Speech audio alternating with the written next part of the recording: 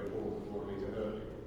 And as I was saying in the practical workshop earlier this afternoon, I think it is crucial that 400 metre hurdlers, or 110 metre hurdlers as well, that hurdling is done throughout the year. And what that means is you give yourself much longer, as a coach working with athletes, you give yourself much longer to affect changes with athletes than if hurdling is not done until some stage later in the annual cycle. Again, when I was an athlete in my mid-teens, athletics was something I did almost entirely just as a summer sport. So I'll play rugby in the first part of the winter, maybe some cross country just after Christmas, and athletics was only looked at in the summer. And even when I've seen athletes who are training with clubs the year round, I still know some training programs that probably, to my mind, do not have enough hurdling in them in the early part of the year, which is why a lot of the hurdling work we're looking at during this afternoon. So if we get that started now, you're building up reserves, you're developing qualities, hurdle technique, hurdle adaptability, that will stand you in good stead as you build towards the season, even if there are problems or with an injury or illness at some stage on that path into the season itself.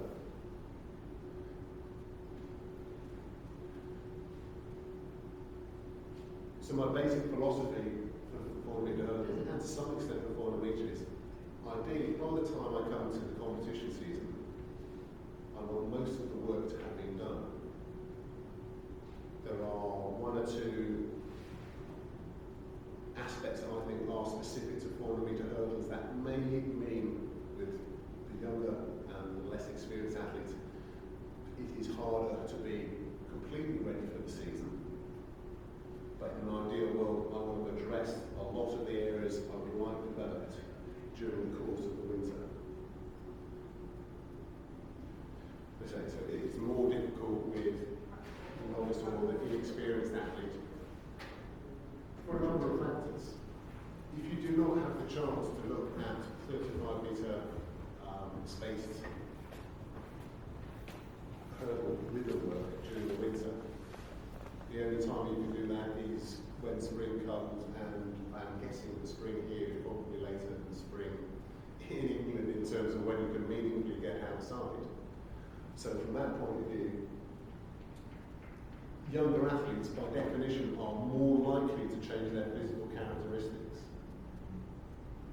There will be not only sort of the physical growth, but the maturity, the strength profiles of a young developing athlete should be changing much more markedly year on than you will have for an athlete in their mid-20s, where there will be refinements, but you should not, if they are already experienced or being hurdler, you should not be looking necessarily to find huge jumps in physical characteristics unless for some reason they have been markedly untrained beforehand or moved in from different events.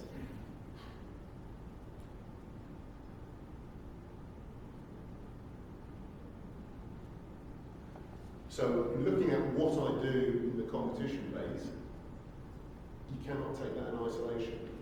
I will quickly sort of recap as to the things that I've tried to put in place during the winter before discussing how we then look to put that into effect during the competition season itself.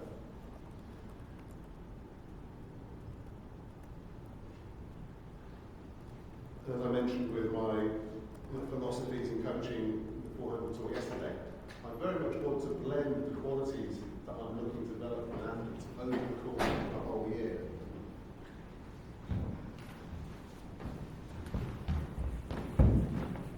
Not only does it give you longer to address the different aspects, and obviously what we'll be looking at here is predominantly different aspects of hurdling, but from a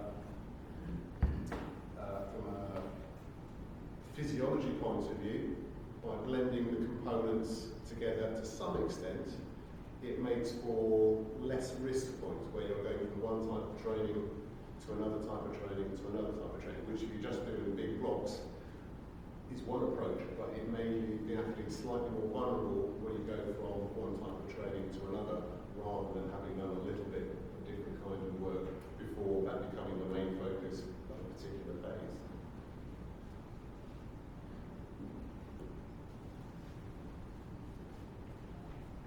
So with the younger age group in particular, there may be a greater focus in certain aspects such as mobility and technique if the athlete has not already developed these skills during the winter. And similarly, maybe with an older athlete who may be switching into the event, whether from 400 metres up, 400 metres back, or from 800 or from wherever.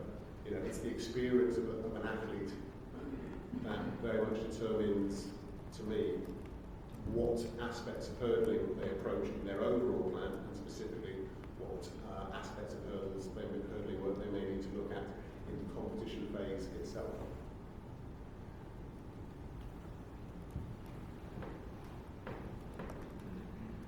As I've stressed just now, it's vital for me that some elements of hurdling are undertaken throughout the year.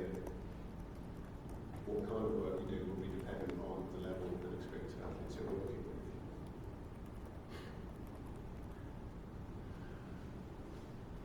I hope are you given handouts of these presentations, yeah? Okay. So this is just a schematic of different types of hurdle work that I may categorise the work that I do with my 400 metre hurdlers. It's by no means exhaustive, and obviously different coaches can categorise different types of work differently. But in comparison to what I have here with an experienced athlete, the following slide would show the same, if you like, loading, the same volume for a more novice, a younger 400 metre hurdler, where you may need slightly more in the way of technical development. If they are limited to one side being massively superior from a technical perspective than the other side, it may be that you have to start doing a lot of three-stride work on both sides rather than the more complex four-stride and multi-step rhythm work that we looked at in the workshop this afternoon. So, as long as you don't have to write the figures down, because they will be in the handouts.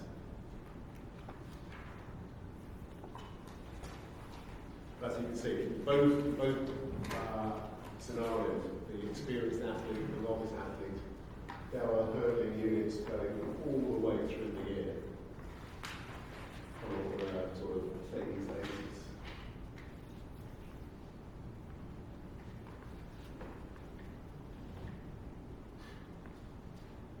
As I say, putting in context of how I work my program, my basic program, as I explained yesterday in terms of the physiology, is a long to short program.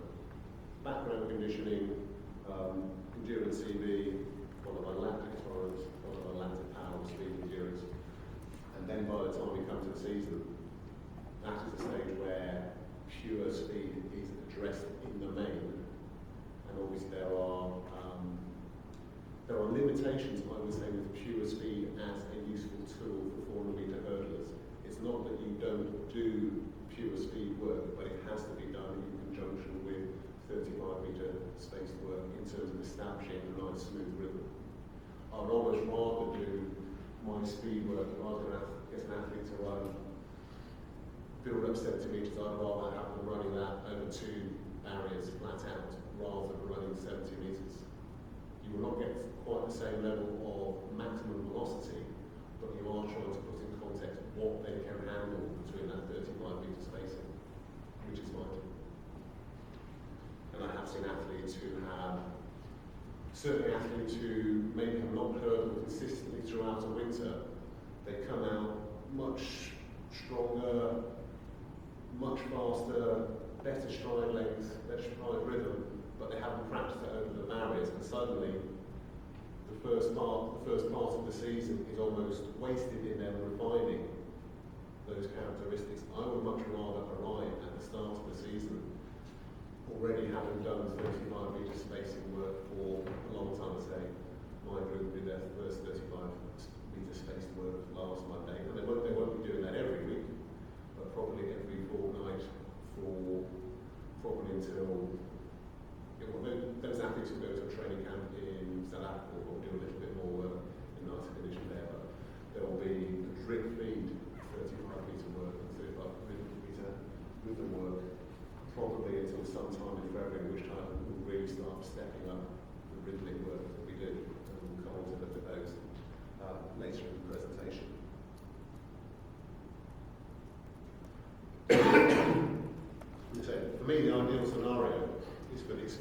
athlete to come to, say, middle of April, early May, whenever they're about to start racing, and already have done a lot of long extended hurdling. They'll almost have done race rhythm work, a lot of race rhythm work in training. It will probably differ there than it may do for the younger athlete, in that I would expect, it's not always the case, I would expect it to be easier for the more experienced, the better conditioned, the stronger athlete, both in terms of physiological terms, but also in technical endurance terms, to be much better placed to handle longer work at an earlier part of the year. So, for example, as I say, probably by sometime in February, all of my athletes will start doing repeat 35-metre unit work, whether that's running over 3 hurdles at a time or running over 4 hurdles at a time, all back and do the same thing again. It's not necessarily from blocks, it doesn't have to be specifically a practice part of the race, but you are getting 35-metre rhythm into the system on a much more consistent basis. The more experienced athlete can probably take the volume and the length of the 35-metre rhythm session much further than a less experienced athlete.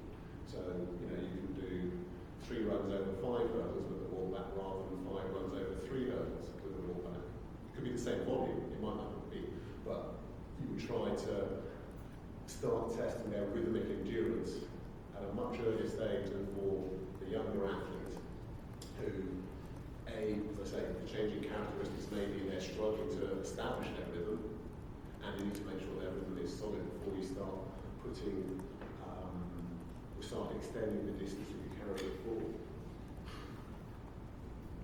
And so, for the experienced athlete, the competition season is really just refining the skills that have already been put in place, and we'll talk about the sessions that I use for that later on.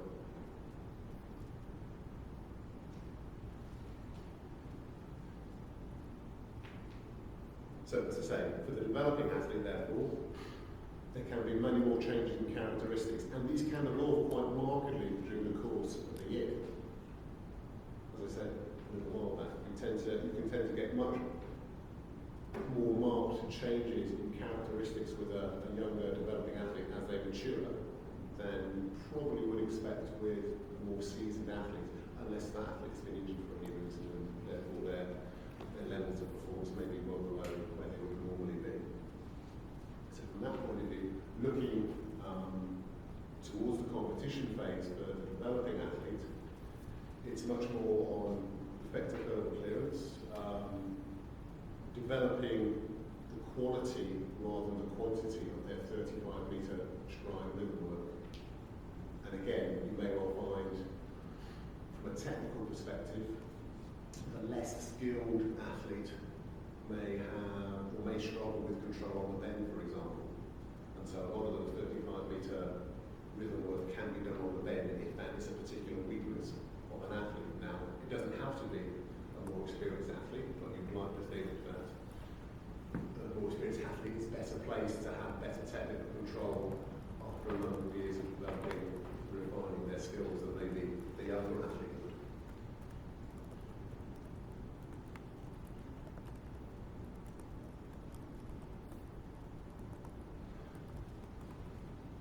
And as I preface this with, the advantage of doing this kind of work from drip feeding from a relatively early point in the season is that should any problems occur, and again, as a general rule, it would tend to be, even with very good junior or under 23 athletes or under 18 athletes, their major championship targets in a year would most likely be earlier in the year. So European juniors, World juniors, European under 23s are typically sort of in July time, where a major, a senior athlete at the same elite level of performance, their championship focus is most likely to be sort of in August, sometimes even to September.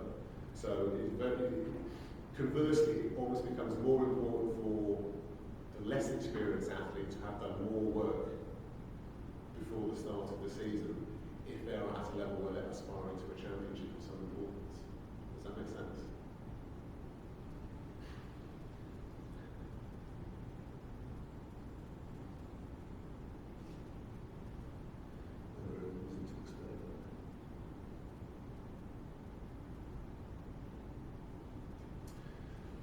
Another aspect of how we shape the actual competition phase is how quickly an athlete will establish their racing pattern.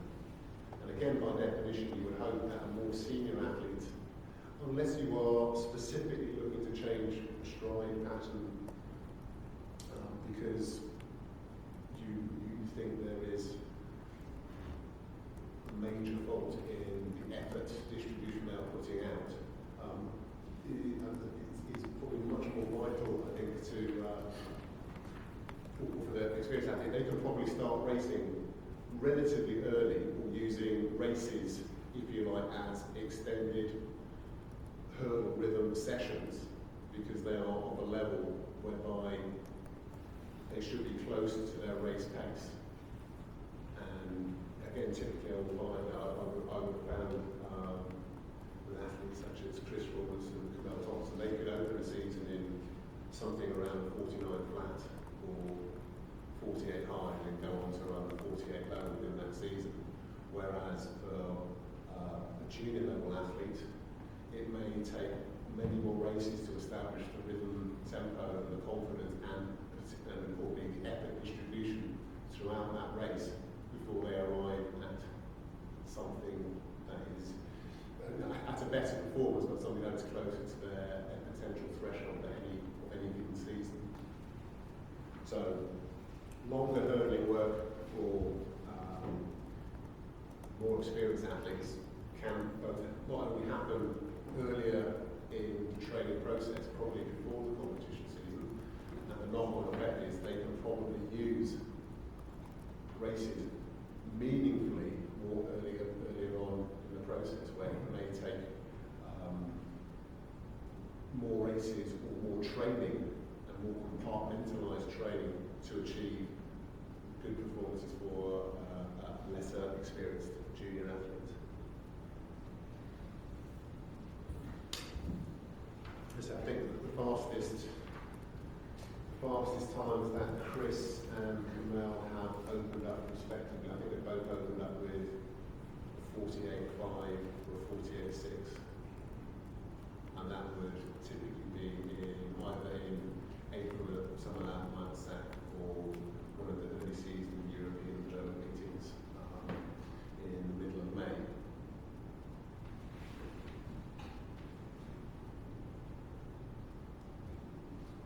As I said, so addressing 35 metre units pre-Christmas, as I'm doing already, it's essential for that long-term progression into the season to take place.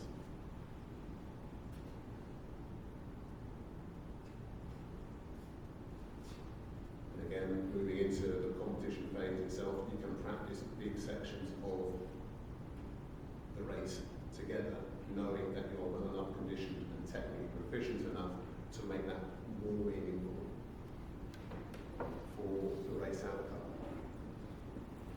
So there are some examples here of the kind of work I would do in the competition phase or just before the pre-competition phase for more experienced athletes. Yes, block starts can be very, very important, and it may take a session or two for an athlete to get back in rhythm. It's less likely to take as many block start sessions for the more experienced athlete as it would maybe for the lesser experienced athlete who would maybe come into terms, as I say, with those change characteristics. And again, if you're not in a position to get outside and work on a bend until a certain phase in the year, it is quite difficult to do. I mean, yes, you can do a start from blocks over 35 metres and in an indoor ball, and it might be better than not doing it at all, but it does not quite account for stride length development as you work around the bend in the same way as it does in a straight line.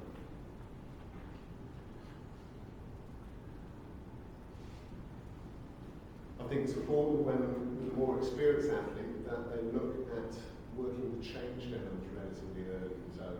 pre-season phase going into the competition phase. And if you can hold 14 strides for the first 6 hurdles in a race, you run to hurdle 7. Don't run to the limit of your starting stride. Run 1 hurdle past that. Otherwise, you're not actually working the change down, making the change down happen. In all of this, I think most of the long rhythm or even short rhythm, taking touchdown times, and certainly taking touchdown times in races is a key tool for the coach and athletes alike. It gives you both a grasp of, are they distributing? So even if they are nicely in place to take all the hurdles, if the last 2 or 3 rhythm units of 35 metres are so significantly slower than their opening 2 or 3 hurdle units, you can probably reasonably assume that they are not distributing their effort all that well. And similarly, for a change down perspective, you can sometimes, I work with a reasonably talented British junior, probably about 10 years ago now, and aged 18, he could run 13s to hurdle 8. But looking at his touchdown times when he was doing that, he was massively overstriding the last two hurdles. So you can see it both visually, but using touchdown charts, using those 35-metre spaced times, gives you objective data to come back to the athlete. So, well, it may be great running 13s to 8, but that does not give you a prize. It's not how few strides you can take in the race. It's how quick can you run over these 10 barriers to the finish line. So having that information is obviously hugely useful. And he went on to be a reasonably decent sort of 50.2 athlete, but he didn't run, I don't think he ran probably ever past hurdle 7 or 13, even though he came much more physically stronger. The idea was to keep the speed going, and that's what touchdown charts, keep the velocity going, that's what touchdown charts and the monitoring and such allow you to accurately do. So as I say, with the starts, always get the more experienced athlete, no matter how far they are going into the race, to work 1 hurdle past the change down. The only variation I think I've ever had in the start section, I've had 1 or 2 athletes who I've actually experimented with in terms of actually changing up a stride. Chris Rawlins, for example, I'm not sure if it's on his presentation or not, but Chris Rawlins, for example, was always very, very turnover based, and as he got stronger and faster, he was still running 14s. He would put himself into the race very, very well. And we always had to resort to a style where he was hardly using his hands at all. He hardly ever let his hands get away from his hips, running 14 strides through to hurdle 5. And eventually said, well, you're actually probably wasting more effort in not trying to run fast than looking to run some 13s here. But he wasn't confident that from the blocks he would get going and drive with the same velocity, build up the same levels of speed, using a 13 stride approach from hurdle 1 to 2, 1 to 3. So what we arrived at was a scenario whereby he'd run 14 strides to hurdle 3, relax, open up his stride, and it was much more a case of holding speed rather than pushing it, and then run 13s down the back straight. And that was working exceedingly well going into Athens. I think he was unbeaten his last 3 races going into Athens. In his last race, he beat the guys who got sort of the bronze. Unfortunately, got a horrible bout of food poisoning in the holding camp. It was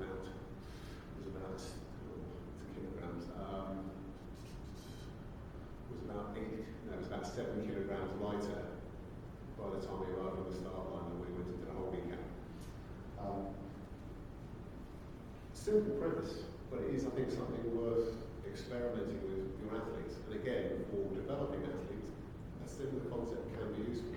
I remember using the same scenario working with Reece Williams, who was maybe running 50-point low using a 15 stride pattern through to hurdle 6 or 7. But he was incredibly slow through the first half of the race. He's still quite slow now. I don't think he's got the effort distribution right yet. But we introduced 14 by doing some controlled 14-stride rhythm work over low hurdles, over micro hurdles, very much in a scenario such as we're using today indoors or a straight during the winter. And then he started the season running 15s to hurdle 3, opening up down the back straight, running 2 14s before returning back to 15. So you can do a start session in those scenarios where you actually work until the change up. But I think it's crucial to not just, if you're an experienced athlete, not just do a start as far as you can hold your starting number of strides. And then later in the season, as you got more confident with running 14s, we moved it back and they were then running 14s from the blocks to hurdle 5 rather than from 3 to 5. Some guy called Kevin Young, I think, took a hurdle up around 13s and then 12s down the back straight. Didn't seem to do him too much harm.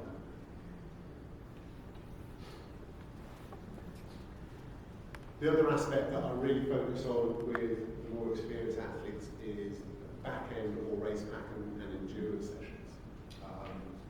This can be 4 race runs.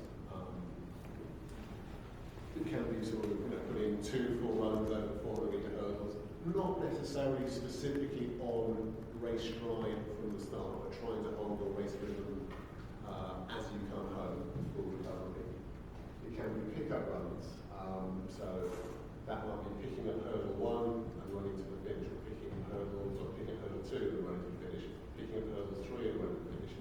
To get the same levels of fatigue that are more identical with the race situation. So those are often pre-stressed. So you might sort of start on the 100-metre finish line, run 150 metres, have 45 seconds, have 60 seconds, and then go into your pick up hurdle 2, pick up hurdle 3, and work to the finish.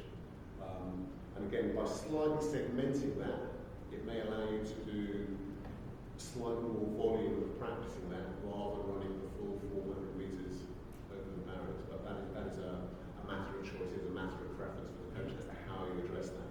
But this kind of work you do both approaching the season and also as race practice during the season itself. An alternative way of doing that is 200 metres on the flat, and then going straight up, continuing around and picking up hurdle 6 to the finish. And again, that kind of concept can be put into place as soon as conditions, as soon as your environment allows you to do so, but also, again, are vitally important for making sure the athlete is confident and being strong